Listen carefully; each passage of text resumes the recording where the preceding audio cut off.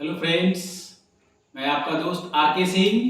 आज के नए वीडियो में मैं आपके सामने उपस्थित हूँ बहुत ही महत्वपूर्ण और रोचक इंटरेस्टिंग इंफॉर्मेशन नॉलेज को लेकर के। आज का जो इंफॉर्मेशन है, नॉलेज है, वो हमारे देश की संविधान के बारे में है। यानी किसी भी देश को चलाने के लिए, किसी भी लोकतांत्रिक देश को चलाने के लिए, रन करने के लिए, उस देश के लिए लिखित कानून होना बहुत ज़रूरी है। उसी में से हम बताने जा रहे हैं कि हमारे देश आज़ादी के बाद, यानी 15 अगस्त 1947 के बाद जो हमें संविधान लिखित मिला, उस संविधान की मुख्य विशेषताएं क्या थी। तो मैं बता दूं आपको कि संविधान जो बनने में समय लगा, टोटल समय, वो 2 वर्ष 11 महीना 18 दिन लगे टोटल संविधान बनने में। और संविधान सभा के जो चेयरपर्सन थे, अध्यक्ष थे, डॉक्टर भीमराव अंबेडकर थे। और इनमें कुल जो मेंबर की संख्या थी वो 299 संख्या थी, जिसमें करीबन कुल 12 महिलाएं भी थी।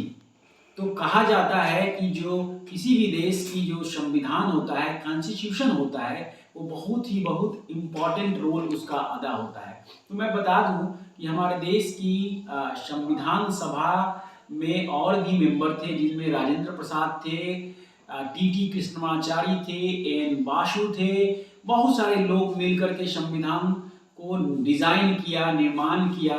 और संविधान अपने आप में एक बहुत बड़ी हमारे देश के लिए एक रूल बुक, एक गाइड का काम करता है। यानी किसी भी देश के लिए बिना संविधान को चलना बड़ा मुश्किल का टास्क है। जैसे अगर आपको रोड पर चलना हो, अगर आपको ट्रैफिक नियम नहीं पता हो, उस ट्रैफिक नियम को आप फॉलो नहीं कर रहे हैं, ओरली बातें कर रहे हैं कि भाई आप बाएं से जाइए और जाएं से जाइए, तो उसको 1 दिन 2 दिन कोई समझ लेता है। लेकिन लिखित कानून है तो उससे समझ में आता है कि अच्छा हाँ, ये ऐसे करना है, ये ऐसे नहीं करना है। इस स्थिति में तो मैं पूरा संविधान तो आज नहीं समझा सकता हूँ, लेकिन संविधान की जो हार्ट है, हार्ट, आत्मा के सेंस में मैं बता दूं आपको, जिसको बोलते हैं प्रियम्बल, मतलब प्रस्तावना।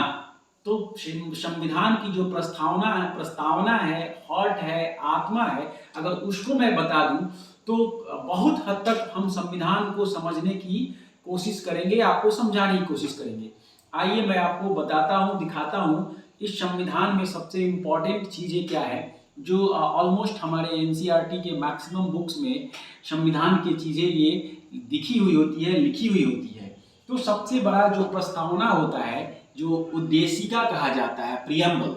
सो मेन इंपॉर्टेंट चीज है भारत का संविधान का, वो है हम भारत के लोग, means we the people of India, Bharat को एक संपूर्ण प्रभुत्व संपन्न समाजवादी पंथ निरपेक्ष लोकतंत्रनात्मक गणराज्य बनाने के लिए तथा उसके समस्त नागरिकों को, मीन्स कहने का मतलब है कि हम भारत के लोग कटिबद्ध हैं, वचनबद्ध हैं। ये संविधान की हार्ट में, प्रस्तावना में लिखा हुआ है कि संपूर्ण भारत प्रभुत्व संपन्न, यानी हमारी देश की जो सीमाएं हैं, उत्तर से दक्षिण, पूरब से पश्चिम, ये पूरा अक्षुण्ण रहे, जिसमें समाजवादी पंथ निरपेक्ष, समाज के सारे वर्गों को लेकर के कोई भी ऐसा धर्म नहीं हो जो छूट जाए। हिंदू, मुस्लिम, सिख, ईसाई, जैन, बौद्ध, ये सारे धर्म इसमें आ जाएं। ये पंथ निरपेक्ष इंपॉर्टेंट है, जिसमें लोकतांत्रिक जो व्यवस्थाएं हैं, लोकतांत्रिक व्यवस्थाएं, उस लोकतांत्रिक व्यवस्थाओं में जो हमारा रिपब्लिक जो है, गणराज्य है, वो बहुत इंपॉर्टेंट हो जाता है बनाने के लिए, तथा उसके समस्त नागरिकों को सामाजिक, सोशल, आर्थिक, इकोनॉमिक, राजनैतिक न्याय, यानी समाज में क्या उनका स्थान है, समाज में उनके ऊंच नीच बराबर का स्थान, सबसे बड़ा राजनीतिक, वोट देने का अधिकार। हमारे देश में 18 साल से ऊपर जो भी लोग हैं, सभी को, महिला हो या पुरुष हो, राजा हो या रंक हो, सभी को वोट देने का अधिकार है। ये अपने आप में बहुत बड़ी मजबूत हमारे पास पावर है, जो हमें संविधान दे रहा है। हमें संविधान देता है राजनीतिक न्याय। उसके बाद हम बताऊंगा आपको विचार, अभिव्यक्ति विश्वास, विचार अभिव्यक्ति यानी आपके आपको सोचने का है, आप सोच सकते हैं, आपको कोई इसमें ऑब्स्टिकल नहीं है, रिस्ट्रिक्शंस नहीं है। एक लोकतांत्रिक व्यवस्था में ही ऐसा हो सकता है। अभिव्यक्ति की आज़ादी, विश्वास, ट्रस्ट, धर्म और उपासना की स्वतंत्रता। Every people must be celebrate the own religion. हर धर्म के लोग अपने अपने स्वेच्छा के अनुसार अपने समय पर, हाँ, हिंदू हो, इस्लाम हो, सिख हो, ईसाई हो, जैन हो, धर्म हो, कोई होली मनाता है, कोई दिवाली मनाता हो, कोई ओणम मनाता हो, कोई पोंगल मनाता हो, कोई बैसाखी मनाता हो, कोई ईद मनाता हो, कोई बकरीद मनाता हो, तो ये सारे लोग, कोई लोहड़ी मनाता हो, सभी लोगों को हम भारत के लोग मिलजुल करके इस फेस्टिवल को सेलिब्रेट करते हैं, क्योंकि हमारा संविधान वो ताकत देता है, वो पावर देता है मिलजुल करके भाईचारा के साथ रहने का। प्रतिष्ठा और अवसर की समता, समता मीन्स समानता प्राप्त कराने के लिए तथा उन सबों में व्यक्ति की गरिमा यानी कोई भी ऐसा व्यक्ति है जिसको आप डीमोरलाइज नहीं कर सकते हैं। हर व्यक्ति का अपना एक स्थान है, उसकी एक पोजीशन है समाज में।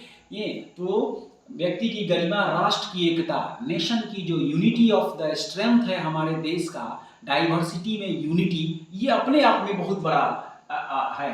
अखंड होते हुए भी जन सुनिश्चित करने वाली बंधुता बढ़ाने के लिए, यानी फ्रैटर्निटी, जो भाईचारा है, कश्मीर से कन्याकुमारी लेकर के आप उत्तर से गुजरात से लेकर के अरुणाचल प्रदेश तक, हम दृढ़ संकल्प होकर अपनी इस संविधान सभा में आज तारीख 26 नवंबर 1949 को ये पूरी तरीके से बनके तैयार हो गई थी। और उसके बाद इसको 26 जनवरी 1950 को इसको इम्प्लीमेंट कर दिया गया, लागू कर दिया गया हमारे देश में। तो हमारा देश गणराज्य हो गया। उसके पहले गणतांत्रिक व्यवस्थाएं नहीं थी, यानी किसी भी संविधान को, किसी भी देश को, किसी भी घर को, किसी भी कोई संस्था को अगर ढंग से चलाना होता है तो उसका एक रिटन बुक होता है, उसमें ये इम्पोर्टेंट जो चीज़ें आपको बताई गई है। तो मैं ये बता दूं कि जो हमारा संविधान है, इस संविधान में सबसे इम्पोर्टेंट बात जो थी वो प्रियम्बल थी, क्योंकि पूरी संविधान को समझना समझाना।